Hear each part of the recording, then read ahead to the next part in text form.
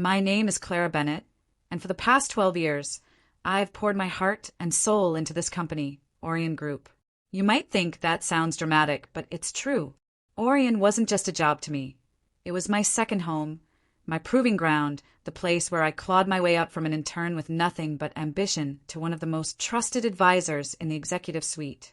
It wasn't easy, not by a long shot, but every late night, every missed birthday party, every tear shed over impossible deadlines felt worth it because I believed in what we were building. That belief died yesterday. You see, corporate life has always been a strange blend of loyalty and betrayal, of whispered promises and cold realities. I knew that going in, but I never thought it would happen to me. Not like this. And certainly not at the hands of someone whose family name I had worked so hard to honor. But here we are. Yesterday morning, I walked into the sleek glass and steel tower that houses Orion's headquarters, expecting another day of meetings, emails, and strategy sessions. Instead, I left empty-handed, my access badge revoked, my dignity shredded, and my career hanging by a thread, all thanks to the grandson of the man who once called me his protege. Let me back up a little. To understand how I ended up here, you need to know about Arthur Langley. He was the founder of Orion Group, a self-made titan who turned a small tech startup into a global powerhouse. When he hired me straight out of college, fresh-faced and eager, he saw something in me that no one else did. Clara, he used to say, you're sharp as a tack and you've got grit. Don't lose either. Those words became my mantra. Under his mentorship, I learned everything there was to know about running a business. How to read people, how to negotiate deals, how to build alliances without losing yourself in the process. By the time Arthur retired 5 years ago, handing over the reins to his son Marcus, I was firmly entrenched in the inner circle. Everyone assumed I'd be next in line for a corner office. Everyone except Arthur's grandson, Julian. Julian Langley is complicated. At first glance, he seems harmless enough. A charming 28-year-old with expensive suits and an even more expensive education. On paper, he's impressive. Ivy League MBA, stints at prestigious consulting firms, all the right connections. But beneath that polished exterior lies someone who's never had to fight for anything in his life. Unlike Arthur, who built Orion from scratch, or even Marcus, who spent decades earning his place, Julian inherited his position on a silver platter. He doesn't understand sacrifice. He doesn't understand struggle. And worst of all, he doesn't understand me. When Julian joined Orion last year, things started changing almost immediately. The old guard, the executives who had been with the company since its early days, began disappearing one by one.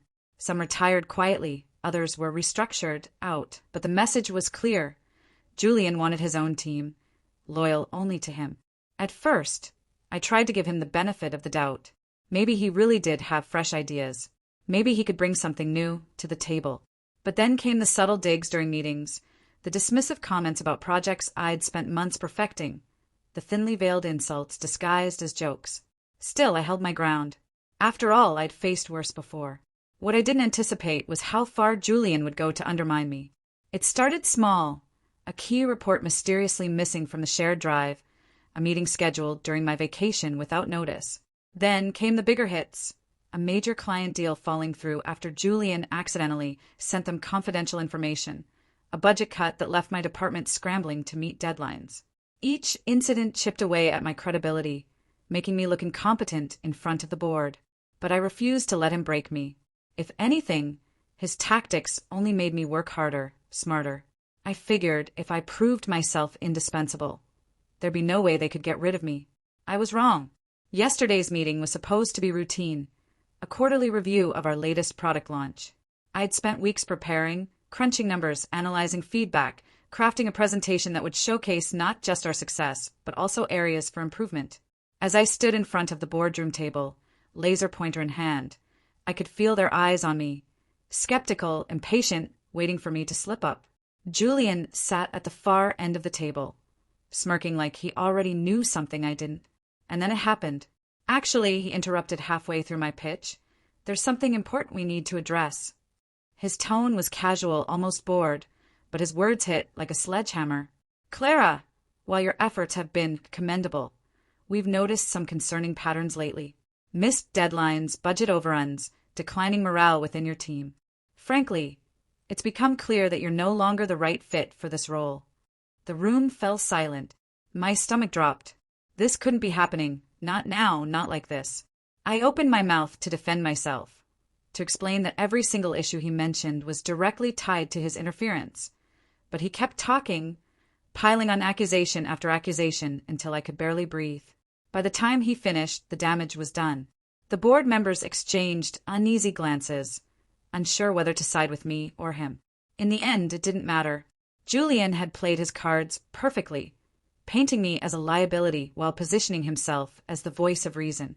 And just like that, I was fired. Walking out of the building for the last time was surreal. The weight of my laptop bag felt heavier than usual, each step echoing in the marble-floored lobby. Security escorted me to my desk to collect my belongings, their expressions unreadable masks. Colleagues avoided eye contact, pretending not to notice as I shoved papers and photos into a cardboard box. Outside, the city buzzed with oblivious energy, cars honking, people rushing past.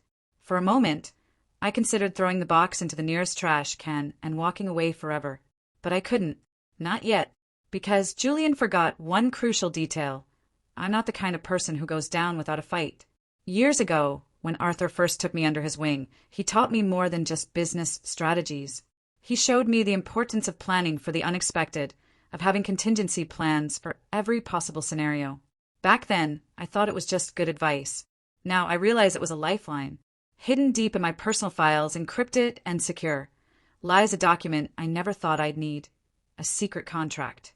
Signed by Arthur himself. It grants me exclusive rights to a groundbreaking project he developed before retiring. A project so revolutionary that it could redefine entire industries. A project Julian knows nothing about.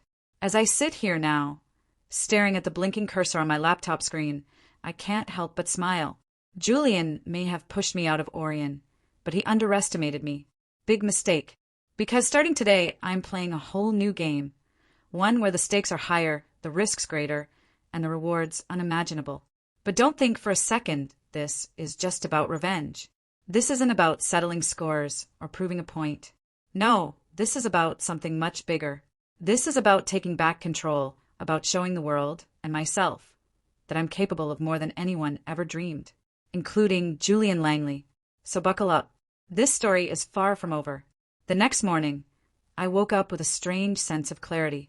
The initial shock of being fired had worn off, replaced by something sharper and more focused, determination. Sitting cross-legged on my living room floor, surrounded by the contents of that cardboard box from yesterday, I opened the manila envelope containing Arthur's secret contract.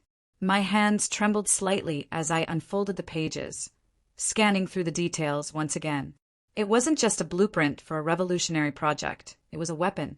Arthur's invention, codenamed Eclipse, was designed to disrupt the global supply chain industry. A hyper-intelligent logistics platform powered by quantum computing. It could predict market fluctuations, optimize shipping routes in real time, and eliminate inefficiencies at an unprecedented scale.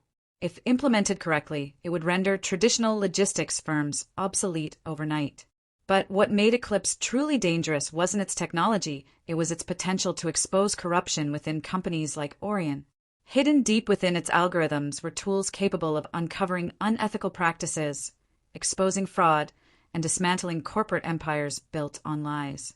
Arthur had always been wary of handing such power over to anyone, not even his own family. That's why he entrusted it to me instead. "Clara," he'd said the day we signed the contract, "this isn't just about business. This is about integrity, about doing the right thing when no one else will." At the time, I thought he meant using Eclipse to revolutionize industries ethically. Now I realized there was another layer to his words, a warning. I spent the entire day setting up shop in my tiny home office, transforming it into mission control. First, I secured my digital footprint, encrypting everything twice over and wiping any trace of Eclipse from cloud servers.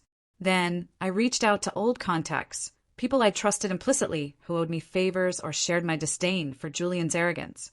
By midnight, I had assembled a skeleton crew. Mia, a brilliant coder with a grudge against Orion for passing her over for promotion. Raj, a former finance director who knew every dirty secret buried in Orion's books. And Theo, a journalist itching to break the story of the decade. Together, we formed a ragtag team united by one goal, taking down Julian Langley. But here's the twist. I didn't want to destroy Orion outright. No, that would be too easy. Instead, I planned to use Eclipse to dismantle Julian's influence piece by piece, exposing his mismanagement while simultaneously positioning myself as the hero the company desperately needed. It was risky, yes, but also deliciously poetic. After all, what better revenge than forcing your enemy to watch you rise from the ashes they tried to bury you in? 2 weeks later, Phase 1 was ready to launch. We called it Operation Shadowplay. Using Eclipse's predictive analytics, we identified a series of high-profile clients Orion relied on for nearly 40% of its revenue. These clients weren't just lucrative, they were vulnerable. Through Mia's ingenious coding, we planted subtle anomalies in their data streams, creating minor disruptions that would escalate unless addressed quickly. On the surface, these issues appeared random, mere hiccups in an otherwise flawless system. But behind the scenes, they were anything but. Julian, ever the opportunist, saw these glitches as a chance to assert his authority. He called emergency meetings, demanded reports, and micromanaged solutions, all while ignoring the growing discontent among his staff. Meanwhile, I stayed hidden in plain sight, feeding anonymous tips to Theo, who began publishing exposés highlighting Orion's declining performance under Julian's leadership. Each article was carefully crafted to sow doubt without revealing our hand, turning public opinion against him bit by bit. Then came the first major blow. One of Orion's largest clients, a multinational retail giant, issued a formal complaint, citing delays and errors in their shipments. Panic rippled through the executive suite as Julian scrambled to fix the problem, only to discover that the root cause was buried so deep in the system that even his best engineers couldn't pinpoint it. Frustrated and desperate, he turned to the board for support, but they were already questioning his competence. Our plan was working perfectly, or so I thought. One evening, as I sat reviewing the latest updates from Mia, my phone buzzed with an unknown number. Against my better judgment, I answered. "Clara Bennett," a voice asked, smooth and calculated. It was Marcus Langley, Arthur's son and Julian's father. My stomach tightened. How much did he know? "I hear you've been busy," Marcus continued, his tone unreadable. "Stirring up trouble, making waves. You're smarter than I gave you credit for." "Marcus," I replied cautiously, "I don't know what you're talking about." He chuckled darkly. "Don't play coy with me, Clara. I've seen the reports. I've read the articles. And let's just say, I'm intrigued. What exactly are you planning?" For a moment, I considered lying, brushing him off with some vague excuse. But something in his voice stopped me. There was no anger, no accusation, just curiosity, maybe even admiration. Slowly, I decided to test the waters. "Let's just say I'm leveling the playing field." There was a long pause before Marcus spoke again. "Julian's reckless, always has been, but he's still my son, and I won't let him ruin everything Arthur built. If you think you can take him down, fine. But if you hurt this company in the process," his voice trailed off, leaving the threat unspoken. "I'm not here to destroy Orion," I said firmly. "I'm here to save it from him." Another pause. Then, softly, "Keep me updated." The line went dead. That call changed everything. Suddenly, I wasn't fighting alone anymore. Marcus hadn't explicitly joined my side, but his tacit approval gave me leverage I hadn't anticipated. With his blessing, or at least his neutrality, I doubled down on Operation Shadowplay, pushing harder and faster than before. Clients began pulling out left and right, lawsuits piled up, and Julian's grip on the company slipped further with each passing day. But just as victory seemed within reach, a new player entered the game, someone none of us expected. It started with a cryptic email sent to my personal account. The subject line read, "You're not the only one playing games." Attached was a single document, a copy of Arthur's original contract with me, annotated in red ink. Someone had found out about Eclipse. Worse, they knew how to use it. At the bottom of the page, scrawled in bold letters, was a message. "Meet me tomorrow night. Midnight. Warehouse 17. Come alone." My blood ran cold. Whoever this was, they weren't bluffing. And if I didn't show up, they'd burn me and everyone I cared about to the ground. I stood outside Warehouse 17 at midnight, my breath visible in the cold night air. The faint hum of machinery echoed from within. My hand tightened around the flash drive containing Eclipse, my last line of defense. Stepping inside, I saw a figure silhouetted against the dim light. "Clara," the voice said, calm but chilling. It was Evelyn Cross, Orion's former CFO, fired years ago under mysterious circumstances and presumed out of the picture. She smiled, holding up her own version of Arthur's contract. "Looks like we both have secrets worth protecting." Before I could respond, she revealed her ace, evidence tying me to recent sabotage efforts. "Work with me or watch everything you've built crumble, including yourself." For a moment, silence hung heavy between us. Then, with quiet resolve, I nodded. This wasn't over, it was just beginning. And for the first time, I wasn't sure who the real enemy was anymore.